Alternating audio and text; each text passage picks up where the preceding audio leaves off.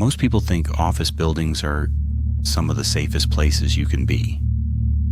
They're filled with security cameras, key card access, bright lights, and people working around the clock. The last place you'd expect to experience something terrifying is at work.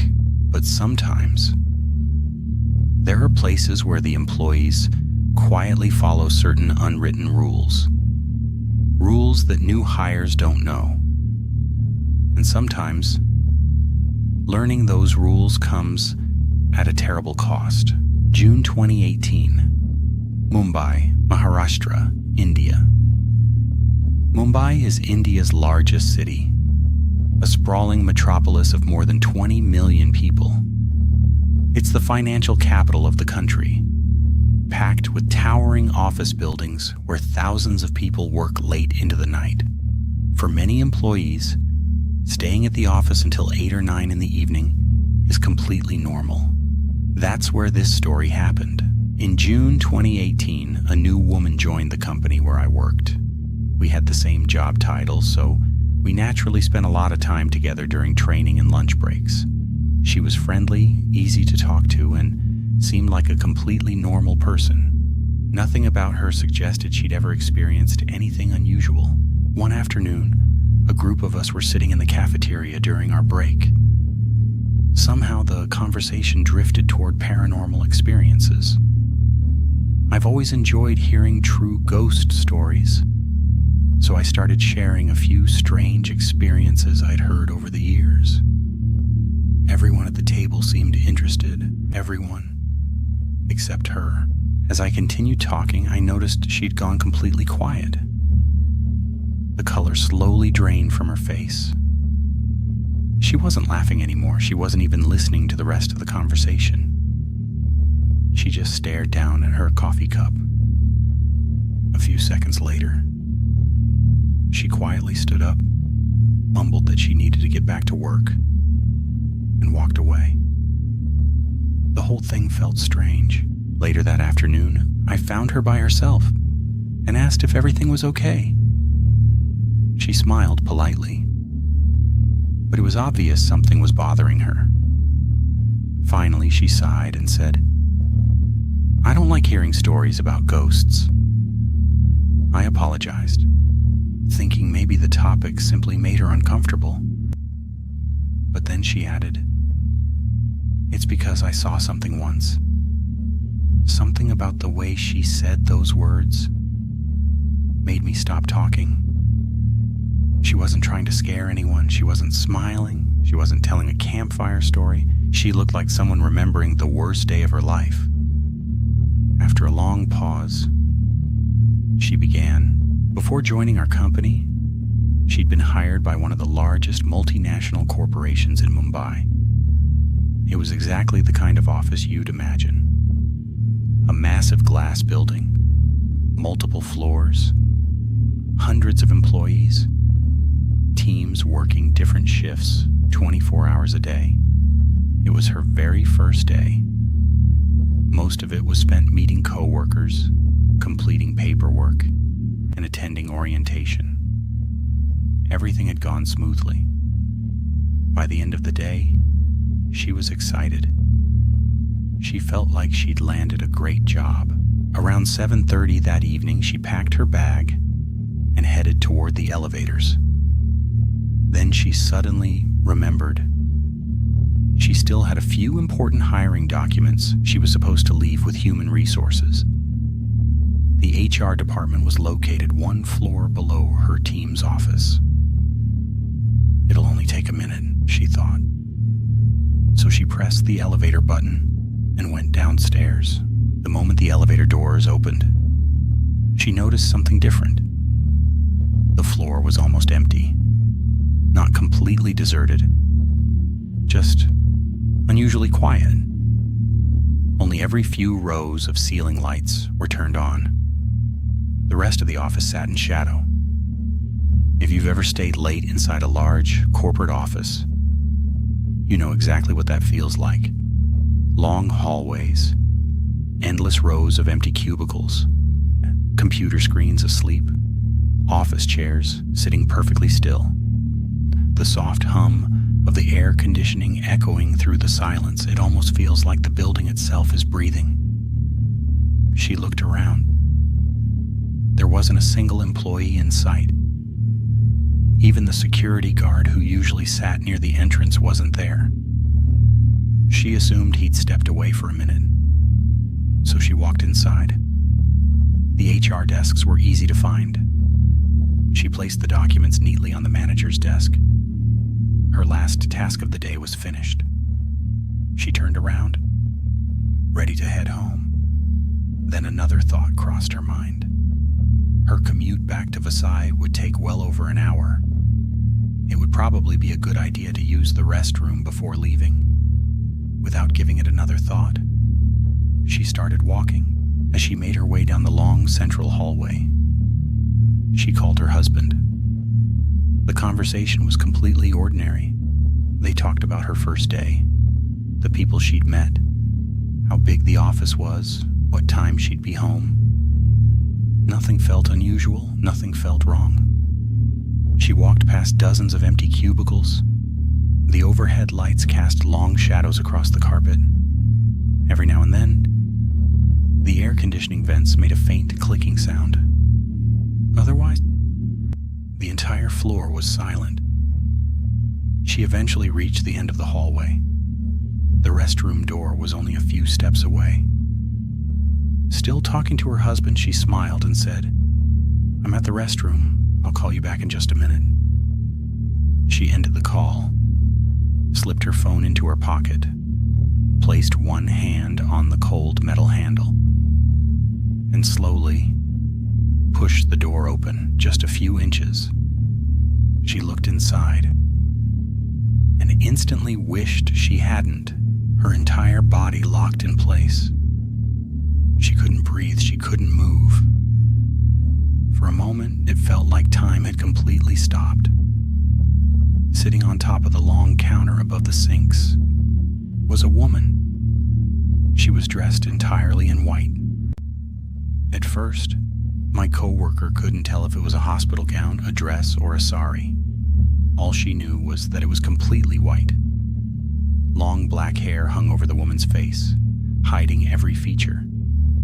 Not even a single strand had fallen away to reveal her eyes. Her hands rested flat on the counter beside her, and very slowly she rocked back and forth. Forward, then back. Forward, then back. The movement never changed. It was slow, mechanical, almost hypnotic. The restroom was completely silent. No running water, no footsteps, no voices. Only that slow, gentle rocking. Without meaning to, my coworker's eyes drifted toward the woman's hands. That's when she noticed something she said she'd never forget. The fingers were unnaturally long. The skin had a grayish color, almost like it had no life left in it. And the fingernails, they were dark, long, almost claw-like. Nothing about them looked human. She later told me that the entire encounter probably lasted less than 10 seconds. But to her, it felt like several minutes. She wanted to scream. Nothing came out. She wanted to run. Her legs refused to move. It was as if every instinct in her body had shut down at the same time. Then, somehow, her survival instinct took over. Very carefully, yet without taking her eyes off the figure, she slowly pulled the restroom door closed. Not all at once, just enough to avoid making any noise. The moment the latch clicked shut, she turned around and ran. She sprinted down the hallway as fast as she could. Her footsteps echoed through the empty office. She didn't care if anyone heard her. She didn't care if she looked crazy. She just wanted to get out of that building. As she reached the main entrance, the security guard had returned to his desk. He stepped in front of her. "Ma'am, is everything okay?" She didn't answer. She pushed past him, ran to the elevator's jets, and didn't stop until she was outside the building. Only after reaching the street did she finally realize she was shaking so badly she could barely stand. She never returned to work the next day or the day after that. An entire week passed. Her phone rang several times. Coworkers checked on her. Human resources asked if she was feeling sick. She made excuses. Finally, her manager called. He sounded genuinely concerned. "You've only been here one day," he said. "Is everything all right?" She took a deep breath and told him exactly what had happened. She expected him to laugh or tell her she'd imagined it. Instead, there was silence. A long silence. Then he asked her a question she never expected. "Who told you to go to that floor after dark?" She frowned. "What do you mean?" His answer sent chills through her. "Almost everyone in HR and accounting leaves before evening. Very few people stay on that floor after sunset." She asked why. Another pause. Then he quietly said, "Because you're not the first employee who's reported seeing something there. Over the years, several employees had experienced strange incidents. Some claimed they'd seen a woman in white walking between the cubicles late at night. Others heard footsteps on an empty floor. A few refused to use the restroom alone after dark. The company had even brought in religious leaders to perform blessings inside the office. For a while, people thought things had improved. Then the reports started again. No one could explain it. Eventually, people simply adapted. Nobody liked walking to that restroom alone, especially after sunset. My coworker listened in complete silence. She already knew what she'd seen, and that conversation confirmed one thing. She hadn't imagined it. A few days later, she resigned. She never stepped inside that building again. When she finished telling me all of this, I honestly didn't know what to say. But before we went back to work, she told me something else, something she'd never shared with anyone at the office.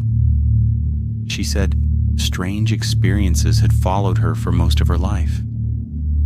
Nothing as terrifying as the woman in the restroom, but enough to make her believe there are things in this world we simply don't understand. Sometimes she'd be walking home while looking at her phone. She'd suddenly realize someone was walking directly toward her. She'd step to the left. The other person would seem to do the same. She'd move to the right. Again. It felt like they mirrored her movement. Finally, she'd look up, take 2 or 3 more steps, then glance behind her. There was never anyone there. Not across the street. Not on the sidewalk. Nowhere. She told me that had happened so many times. She'd eventually stopped trying to explain it. Maybe she was simply more sensitive to things other people couldn't see. Or maybe some people attract experiences that the rest of us never will. I honestly don't know. I've thought about her story many times over the years, especially whenever I find myself working late inside a nearly empty office. Because it didn't happen in an abandoned hospital, or an old cemetery, or a haunted mansion. It happened inside a modern office building. The kind of place thousands of people walk into every morning without a second thought. To this day, I don't know who or what she saw sitting on that restroom counter. Or maybe there are places where the living aren't the only ones who come to work after dark.